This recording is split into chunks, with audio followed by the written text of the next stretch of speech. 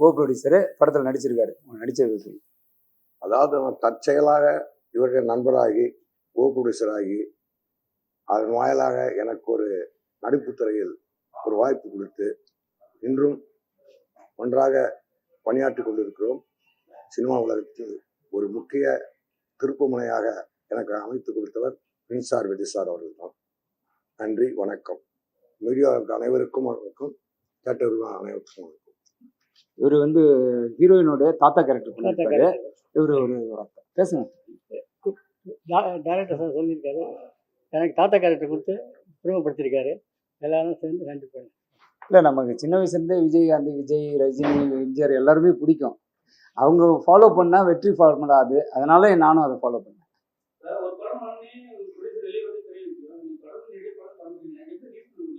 இல்லை, இந்த ரிலீஸுக்கு நான் ரொம்ப போராடிட்டேன். ரொம்ப நமக்கு தேவை எவ்வளோ வேறு யாராலும்னா முடிஞ்சிருக்காது. இது கடவுள் துணையோடு நான் இந்த படத்தை வெளியே கொண்டு வந்தேன்.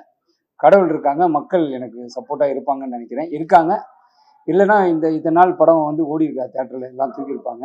நம்ம மக்கள் சப்போர்ட்டும் இறைவன் சப்போர்ட்டும் நமக்கு இருக்குது. அந்த நம்பிக்கையில் நான் வந்து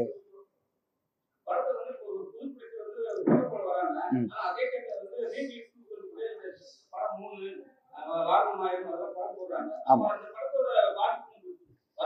இல்லை, மக்களுக்கு எந்த படம் பிடிக்குதோ அதை போய் பார்க்க போகிறாங்க. ஆமாம், கரெக்ட். ஆமாம், நிச்சயமா பாதிக்குன்னு.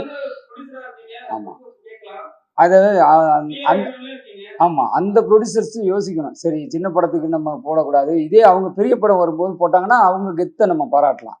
அவங்க என்ன பண்ணுவாங்க, சின்ன படம் இருக்கிறது அவங்ககிட்ட தான் போடுவாங்க. இதே ஒரு விஜய் சார் படமோ இல்லை ரஜினி சார் படம் வரும்போது போடுவாங்களா? போட மாட்டாங்க.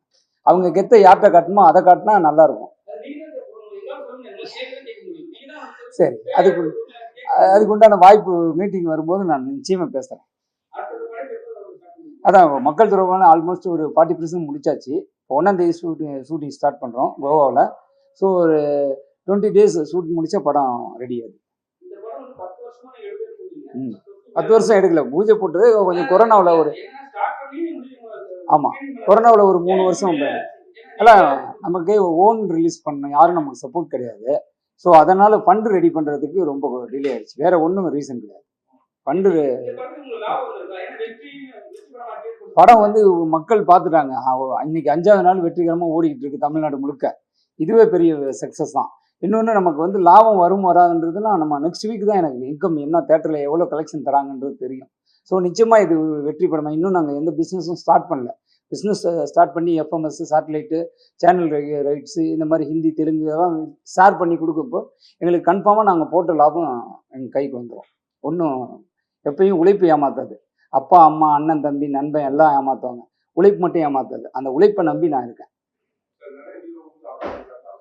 சரி, கேட்கல. இல்லை, நமக்கு அரசியல்லாம் நமக்கு இன்ட்ரெஸ்டே கிடையாது, ஈடுபாடும் இல்லை. இப்போ சினிமாவில் இருந்த விஜய் சார் அரசியலுக்கு போயிட்டாரு. அவர் இடம் இப்போ எம்டியாக இருக்குது. அதை நான் ஃபில் பண்ணலான்னு ஆசைப்படுறேன். தேங்க்யூ.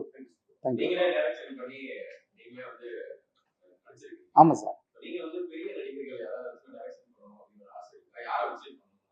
இல்லை, எனக்கு அவங்க மேலே ஆசை இல்லை. அவங்க ஏதாவது என்னை வந்து நீங்கள் எனக்கு டைரக்ஷன் பண்ணி கொடுங்கன்னா நான் பண்ணுவேன்.